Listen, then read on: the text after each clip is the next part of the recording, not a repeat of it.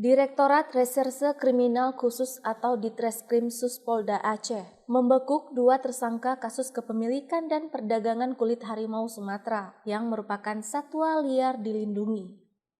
Keduanya ditangkap di Desa Tualang, Kecamatan Perelak, Aceh Timur, Jumat 19 Januari lalu saat hendak menjual kulit harimau tersebut. Kedua tersangka yakni KDI 48 tahun yang merupakan pegawai negeri sipil di kantor Camat Serbajadi Aceh Timur, berperan sebagai perantara dengan pemburu dan mencari calon pembeli. Sementara MHB 24 tahun berperan sebagai supir.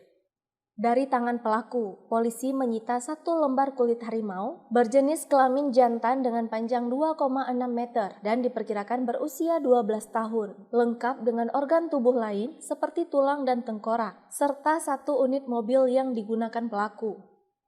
Direktur Reserse Kriminal Khusus Polda Aceh, Kombes Pol Winardi menyebutkan, pihaknya masih melakukan penyelidikan lebih lanjut terkait keterlibatan jaringan perdagangan kulit satwa langka dilindungi yang lebih besar. Pada tanggal 19 Januari itu bisa kita ungkap. Kita tangkap 2 tersangka tadi, yaitu saudara KDI dan saudara MHB. Jadi kedua-dua, satu kan sebagai sopir, satunya ini ya KDI ini yang oknum PNS di kecamatan ini yang sebagai panjangnya 2,6 meter dan kemudian cara melakukan mereka dengan melakukan penjeratan. Ya, kaki tangan depan jerat, kemudian kaki belakang kanan itu terdapat bekas suntikan. Saat ini pihak dari Ditreskrim Suspolda Aceh melakukan profiling dan pendalaman terhadap jaringan.